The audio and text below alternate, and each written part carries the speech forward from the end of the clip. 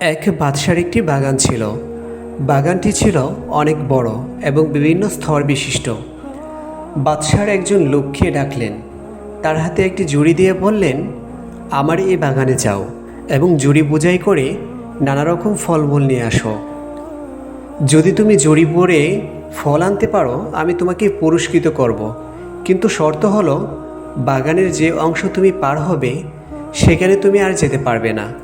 লোকটি মনে করলো এটা তো অনেক সহজ কাজ, এটা তো আর তেমন কঠিন কিছু কাজ নয়। সে এক দরজা দিয়ে বাগানে প্রবেশ করলো, দেখলো গাছে ফল পেকে আছে, নানা জাতের সুন্দর সুন্দর ফল, কিন্তু এগুলো তার পছন্দ হলো না।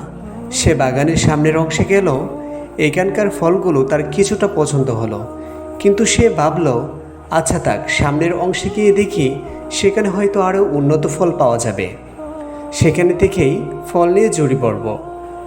সে সামনে এসে পরের অংশে এসে অনেক উন্নত মানের ফল পেল।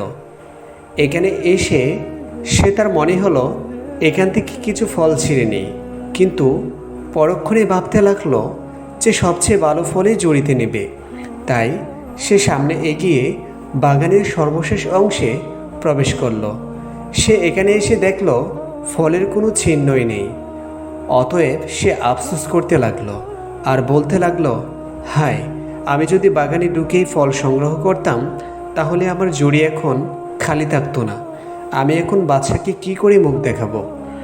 জড়িসহ বাগানে প্রবেশকারী লোকটির সাথে আমলনামাসহ দুনিয়ার বাগানে প্রবেশকারী তোমাকে তুলনা করা যায়। তোমাকে নেক কাজের ফল ছিঁড়তে বলা হয়েছে, কিন্তু তুমি প্রতিদিনই ভাবো আগামীকাল থেকে ফল ছেঁড়া আরম্ভ করব। আগামী দিন করতে করতে তোমার জীবনের আর আগামী দিন আসবে না। এভাবেই তুমি শূন্য হাতে আল্লাহর কাছে হাজির হবে। এজন্য মুফতি তাকি উসমানী রহমাতুল্লাহি আলাই বলেন, জীবনের সময়গুলো অতিবাহিত হচ্ছে, জীবন কেটে যাচ্ছে, জানা নেই বয়স বাকি কত। সুতরাং নেক কাজের বাসনা জাগ্রত হওয়ার সাথে সাথে তা করে ফেলো। কে জানে কিছুক্ষণ পরে মনের এই আগ্রহ থাকবে কিনা, এটাও জানা নাই একটু পর বেঁচে থাকবো কিনা। যদিও বেঁচে থাকি হয়তো দুনিয়ার কোনো ব্যস্ততা সামনে এসে পড়বে। অতএব নেক কাজ যখনই করতে মন চায় তখনই করে নাও, জীবন থেকে ফায়দা লুটে নাও।